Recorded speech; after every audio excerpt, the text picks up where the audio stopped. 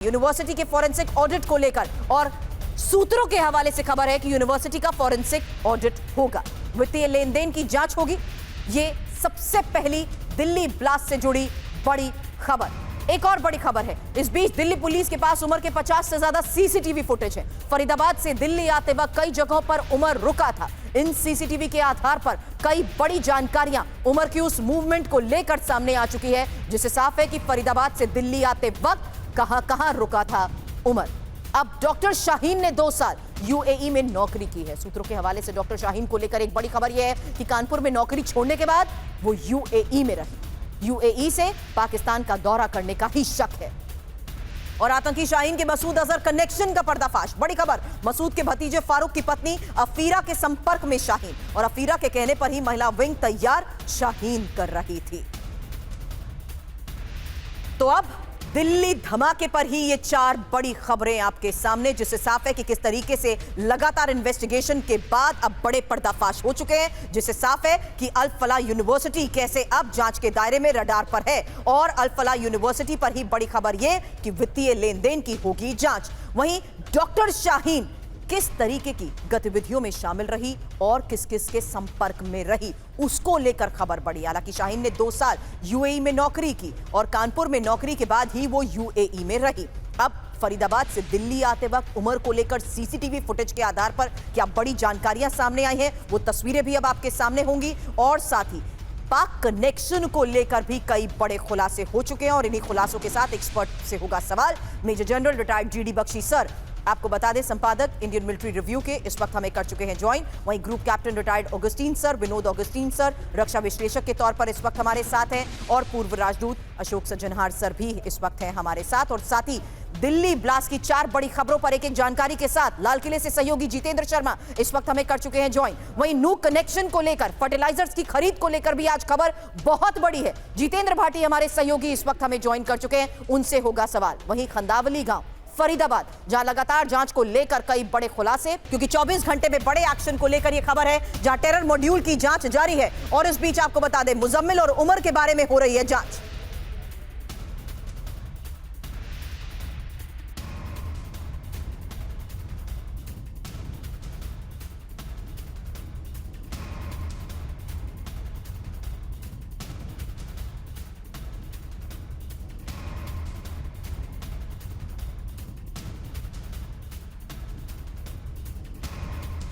अल फलाह university को लेकर बड़ी खबर यह है कि यूनिवर्सिटी का फॉरेंसिक ऑडिट होगा और वित्तीय लेन देन की जांच होगी, वित्तीय मामलों की जांच की जाएगी। तो अल फलाह यूनिवर्सिटी के इर्द गिर्द घूमती इस जांच में फिलहाल यह बड़ी खबर सामने आ रही है, जिससे साफ है कि कैसे अब यूनिवर्सिटी भी रडार पर है। हालांकि यूनिवर्सिटी का फॉरेंसिक ऑडिट होगा और वित्तीय लेन देन की जांच को लेकर सूत्रों के हवाले से खबर है।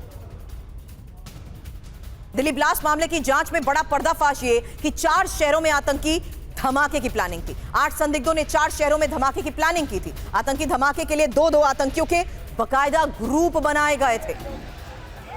तो 8 संदिग्धों ने 4 शहरों में धमाके की प्लानिंग की थी। इसी आतंकी धमाके के लिए 2-2 आतंकियों के बने थे ग्रुप।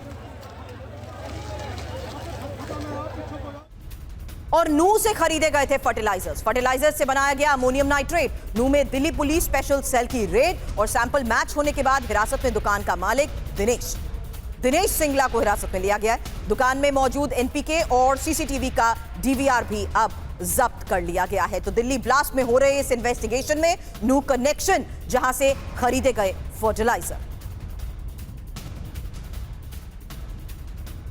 3 तस्वीरें एक साथ आपके सामने हैं। अल फलाह यूनिवर्सिटी को लेकर ही ये बड़ी खबर सामने आई है। यूनिवर्सिटी के फॉरेंसिक ऑडिट की खबर है। वहीं 8 संदिग्धों ने धमाके की किस तरीके से प्लानिंग की थी, इसको लेकर बड़ी खबर है। 2-2 आतंकियों ने बनाए थे अपने ये ग्रुप्स, और कैसे और किस तरीके से अलग अलग जगहों पर हमलों को अंजाम देने की तैयारी थी। और साथ ही नू में दिल्ली पुलिस स्पेशल सेल की रेड की तस्वीर भी आपने देखी। लेकिन 4 शहरों में आतंकी धमाके की प्लानिंग, खबर क्या थी? जितेंद्र शर्मा हमारे सहयोगी मामले की जांच को लेकर बड़े अपडेट के साथ हमें कर चुके हैं ज्वाइन। बताएं जितेंद्र।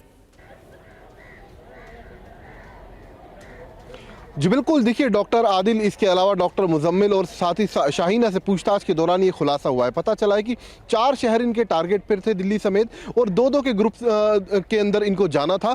लेकिन उससे पहले इस बात की भनक सबसे पहले J&K पुलिस को लगी, फरीदाबाद पुलिस को लगी, और उसके बाद दिल्ली पुलिस की स्पेशल सेल ने भी ब्लास्ट के बाद एंट्री की और पूरा जो मॉड्यूल था वो बस्ट हो गया है। तो फिलहाल अभी भी इस मॉड्यूल से जुड़े कुछ और आतंकी और संदिग्ध हो सकते हैं, जिनकी तलाश में लगातार तमाम जांच एजेंसियां इस वक्त तमाम इलाकों के अंदर रेड कर रही हैं।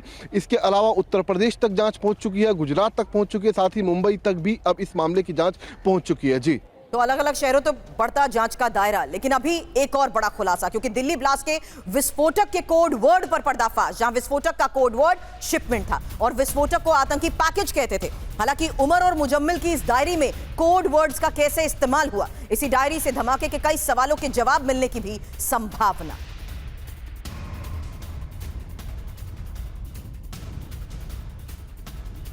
और दिल्ली आतंकी ब्लास्ट में फंडिंग को लेकर दावा, मुजम्मिल, अदील, उमर और शाहीन ने फंडिंग जुटाई। करीब 20 लाख रुपए उमर को सौंपे गए और आईडी बनाने के लिए 3 लाख रुपए से एनपीके खरीदा। हालांकि उमर और मुजम्मिल के बीच पैसों को लेकर विवाद भी हुआ।